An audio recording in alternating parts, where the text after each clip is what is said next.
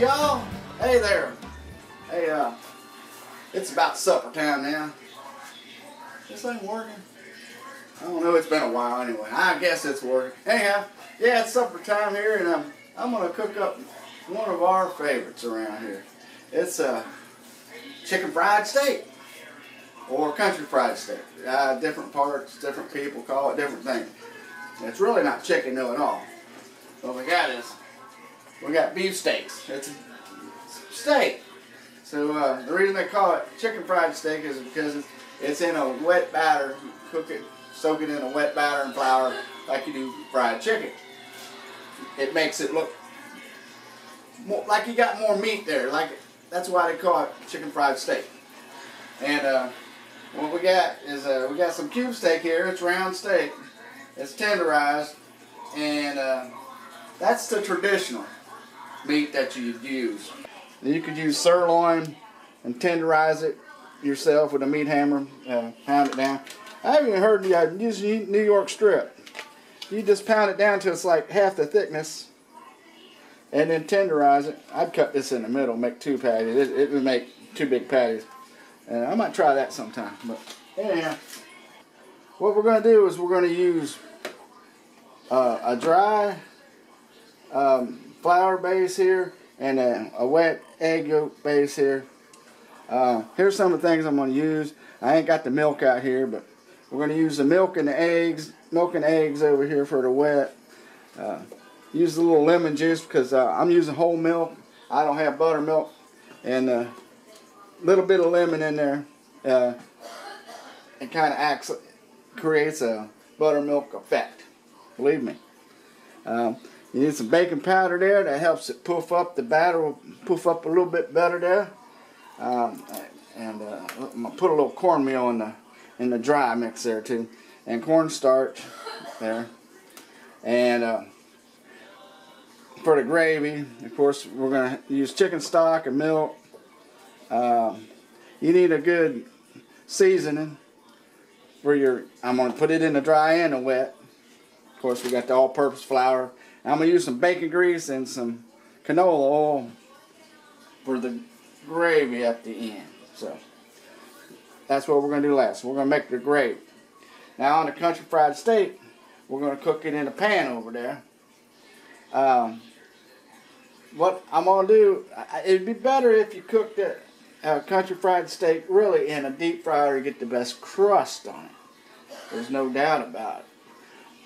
However, I want to cook them in the pan to get a good font base to start for this gravy. It'll make a better gravy this way. So you either want the better gravy or you want the better crust. But it's going to turn out real good, believe me, this way. So let me get things set up here and show you how we start it up. Alright, I'm working on my dry mix here. What I put in there is I got 2 cups of all-purpose flour, a 1/4 cup of cornstarch. Yeah, 1/4 cup of cornstarch. Some don't use that much. You could use quite a bit if you'd like. But that's what I got in there. And I added some cornmeal, 2 tablespoons of cornmeal down there. And a teaspoon, 1 teaspoon of baking powder. Right there, baking powder. That helps the crust poof up more. Gives them a poof. Okay, what I'm gonna do now is I'm gonna season it. Got some seasoning here. I got a Cajun seasoning, and it don't have a lot of salt. I got Cajun seasonings that are really good. They got a lot of salt in them. I don't want a lot of salt because I'm going to add it to this too. I want to add the amount I want to add to it. So put my Cajun seasoning in there. That's good stuff. About like that. A little bit of pepper. It's got some pepper in that Cajun seasoning, so I ain't going to put a whole lot. Got a little bit of salt too, but not a lot, so we need to salt it up. There you go. So we got salt, pepper, seasoning. We'll put a little bit of thyme in there. If you ain't got no time, don't worry about it. But we got time. About half a teaspoon, I guess. There, we got time. We got some time. Okay, so that's it for the dry mix. We're gonna stir that all about and do the hokey pokey, shake it all about. Okay, now over here, got my 2 eggs there, half a cup of whole milk. You can use buttermilk. I like buttermilk to use it for cooking, but I don't. It's usually waste. I buy a half gallon of it, and most of it goes to waste. So my secret is use a little lemon juice in with your regular milk. You'd be surprised. There you go. That's all you need. I do that when I make cornbread too, because cornbread's better than buttermilk. But yeah, put your little lemon. I'm gonna whisk that all up, and then stir this over here, my dry rub, and then we'll have that into steps ready. All ready? All right. I got the eggs and the milk there. Everything stirred up in the wet and the dry. I got my steaks over here. I got, you can't really tell now, but I got half of that's bacon grease and half of that's canola oil. And what I'm going to do, I got my cube steaks here. I patted them dry. You want to make sure the meat's good and dry. I'm going to get your flour in there real good like that. I'm doing the flour first. Some like to do the wet first. And I don't know. I think it's better this way. So that, get it going there. Flour.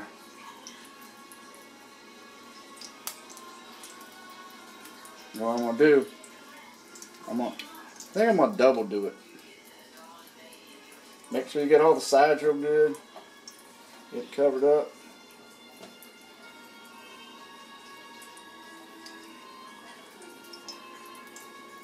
Mash it down in there. Get it in there real good.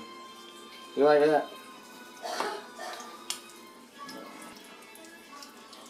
Oh, I'll tell you what I'm going to do. I forgot a step. Turning my heat off. I'm going to put them over here on the rack. You can't see it. Over here on the rack. And I'm going to let them set out for about 15 minutes and let that wet and dry bond to them real good.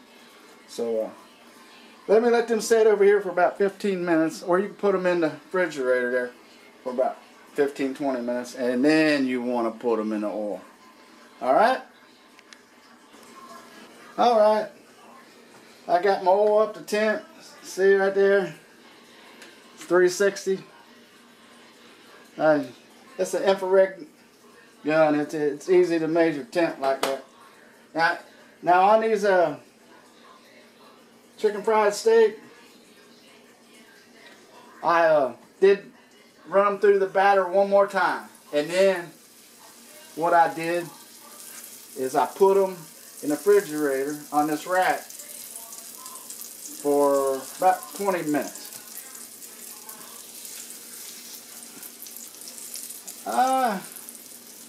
I'm only going to be able to get 3 of these in here, but that's fine.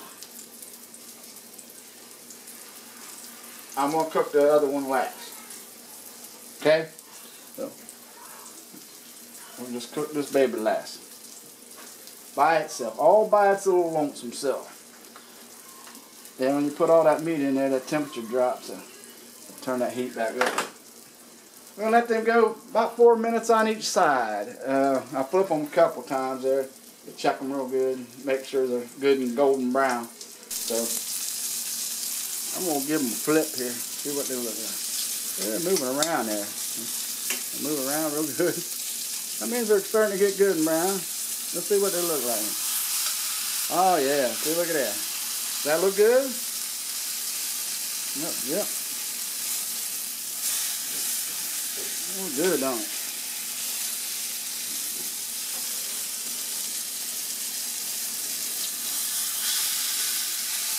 Oh, might have messed that one up a little bit.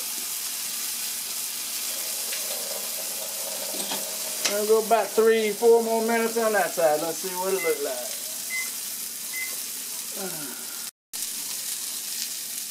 All right, it's been a little over 3 minutes there. And the internal temp's just right. Let's see what they look like. Ah, look at that. What do you think about that? I think they're ready.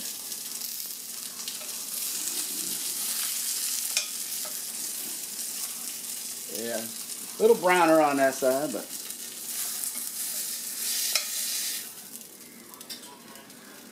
they look good over there. Can you see over there? I'll put them on that rack, cooling rack. I got this other one. I gotta finish it up. I'm gonna finish this one up, and while I'm making my gravy, I'm putting these in the oven, keep them warm. About 180 on the temp. You know, you could run a little bit higher, but I don't want to overcook them. They're just about right the way they are. All right. All right. Now we're going to make the gravy. We got some things over here that we're going to make with the gravy. We're going to put some spice in there, thyme, Cajun rubs, some green onion, that's a small onion, milk, chicken stock, Worcestershire sauce, don't forget that. And I did put some lemon in my milk, my whole milk, salt, pepper, put a little bit more oil in there, over here. Alright, so we don't have much oil left in there. I didn't start with much, so put a little bit more oil in there. Oh, about like that. What I did is I put 3 tablespoons of Earl in here. I put too much flour in it, so I might put some more oil in it. I might have too much gravy, but I don't know. Might put it on a biscuit or something. Put a little bit more oil in it. That probably put too much. Anyway, let me get that going. I'm gonna turn this camera off but what I'm going to do here is I'm scraping up all the bottom pieces, the little black pieces there. That's font, that's flavoring. It's going to flavor this flour. I'm going to get the flour brown, just a little brown. And then I'm going to put this onion. I got green onion and a regular onion. I'm going to put it in there, saute it a little bit. There's what that looks like after a few minutes there. See, it's a little brown. That's our base for our gravy. Okay. Here's 1 cup of chicken stock. I'm going to use 2 total, at least. And then I got a little over a half cup of milk, and we're going to go from there. You got to kind of eyeball it, because that's what this is all about, just eyeballing it, get it right. So we're going to stir this for a few more minutes, thicken it up here. Alright. Yeah, there we go. It's just been another minute. And I put another cup of chicken stock in there. You can use chicken broth if you want to. What I'm going to do is season this up. Put my Cajun seasoning in there. You want to do this by taste, so don't put too much at one time. I'm going to do this a couple of different times. Try it out. Put me a little thyme in there. Got my thyme. It don't want to come out.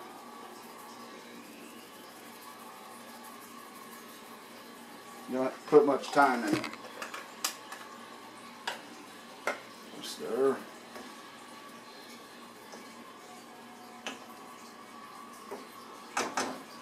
And salt and pepper.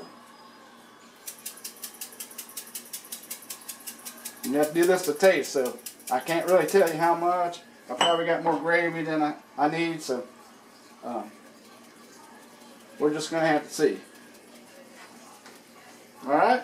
I'm going to stir here, and I'm going to put in the milk after here in a minute. Alright?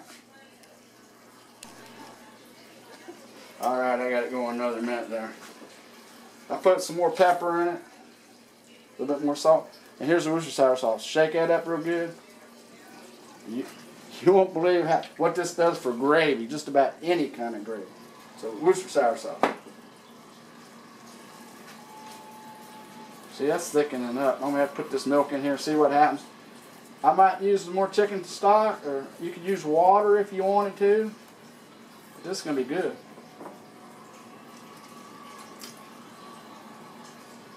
Turning out to be a browner gravy than I wanted, but the flavor is going to be there. And that's what you need. Let me stir this in a couple. Alright, here's what I got. See that gravy? That come out real good. That's what, about the way I like it right there. I'm going to get me a steak here. Chicken fried steak. Look at that. How's that look? Look pretty good? Put that right there. Put me some gravy on it.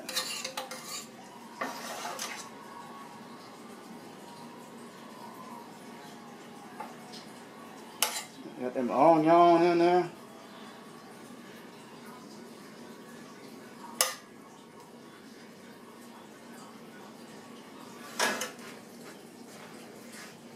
Put some green onion on top.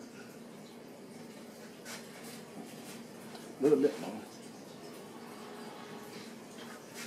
How's that look? That's going to be some fine eats right there.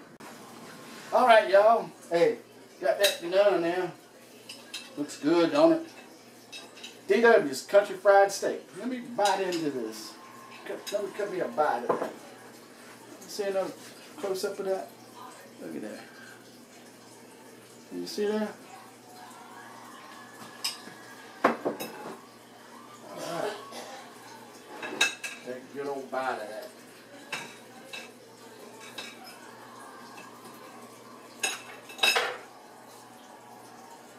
Put that gravy there. See? Try it out.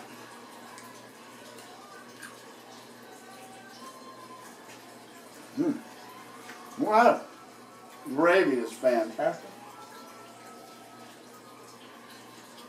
That steak is tender. I'm surprised. So cube steak sometimes it can come out kind of tough. Now you don't want to buy it if you see any gristle, white gristles going through the meat, especially the center. If it's on the side, you can cut it out. Another thing you can do is when you get everything done like this, you can put it in the gravy, put it back on burner, smother it with a lid, and do it like smothered pork chop. That'll make it more tender that way. You guarantee that's going to be tender, but you know it kind of takes away from the crust of it. Well, anyway, DW. Gotta get off here and feed everybody. You should try it. Try that and tell me what you think. Good to see everybody again. Hope to see everybody soon. Y'all take care out there. Bye-bye.